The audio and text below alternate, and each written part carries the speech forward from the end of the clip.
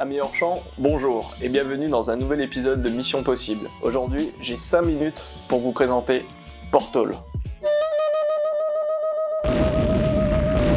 Portal est un groupe de death metal expérimental venu de Brisbane en Australie. Il a été formé en 1994.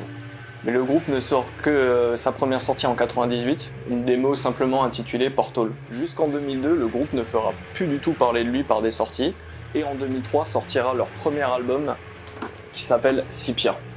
Suivi de Outré en 2007, suivi en 2009 par Swartz, en 2013 par Vexovoid, et enfin en 2018 par le dernier album qui s'appelle Ion. La particularité de ce groupe est de parler exclusivement de l'œuvre de Howard Philip Lovecraft. C'est un thème qui est assez répandu dans le métal, mais ce groupe a la particularité de vraiment faire ressentir toute la folie Lovecraftienne à travers sa musique.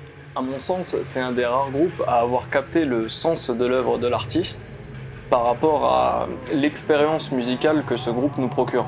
C'est pas une musique qui va s'écouter de façon divertissante, si je peux le dire. On va pas écouter ce groupe comme on va écouter Michael Jackson. La production est assez intéressante de cette musique, vu qu'elle est assez étouffante. Quand on écoute cette musique, on peut facilement imaginer les grands anciens, donc ceux qui sont familiers avec l'œuvre de Lovecraft. Ça va être des créatures comme Cthulhu ou Dagon.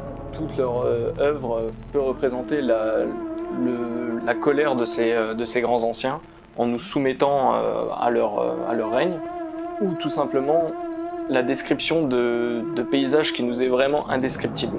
Une des plus grandes particularités de ce groupe, ce sont leurs concerts. Personnellement, je n'ai jamais pu aller les voir en concert, mais de ce qu'on m'a dit et de ce que j'ai pu voir sur YouTube, tous les membres du groupe sont cagoulés, donc tous les musiciens, mis à part le chanteur qui, dans fin des années 2000, début 2010, avait une pendule sur la tête. Et plus récemment, il vient avec un espèce de voile où on ne peut pas distinguer son visage juste derrière, et avec des bras tentaculaires en guise de déguisement, donc une autre référence à Cthulhu. Et une des plus grosses particularités, même curiosités de ce groupe, c'est qu'aucun des membres n'est vraiment nommé dans ce groupe.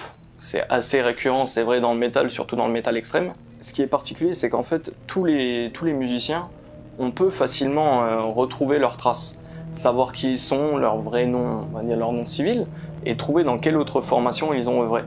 Par contre, pour le chanteur qui s'appelle The Curator, il n'y a aucune trace de cet homme. On ne sait pas d'où il vient, on ne sait pas son âge, on ne sait pas son nom, on ne sait rien de cette personne. Malgré ça, le groupe a quelques défauts. On peut par exemple dire que leur musique n'évolue pas vraiment avec le temps. C'est vrai que les quatre premiers albums sont assez similaires dans le sens où la prod sera toujours la même, c'est-à-dire assez étouffante. Il y aura toujours cette espèce de délire où quand vous écoutez cette musique, vous avez l'impression de voir un espèce de gourou scander sa bonne parole au-dessus d'une foule, faisant des pentacles, tout ça dans la boue. Alors que par contre, ce qui est assez intéressant, c'est que pour leur dernier album qui s'appelle Ion, donc celui-ci, la prod sera beaucoup plus clean, beaucoup plus clinique si je puis dire, ce qui en fait peut laisser supposer qu'ils sont allés dans un autre délire, où au lieu d'être dans un délire incantatoire assez crasseux, assez cradingue, ils sont allés dans quelque chose de beaucoup plus scientifique. C'est-à-dire que pour moi, dans ce dernier album, on a plus l'impression qu'on est face à des scientifiques qui essayent d'élucider une espèce d'équation impossible et qui, à la fin, réussissent à ouvrir un portail vers des mondes Lovecraftiens.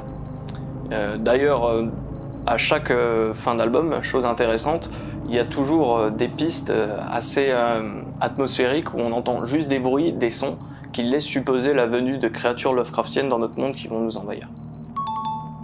Mission accomplie, j'ai mis moins de 5 minutes pour vous parler de Portal. J'espère que je vous aurai donné envie d'écouter ce groupe. A plus.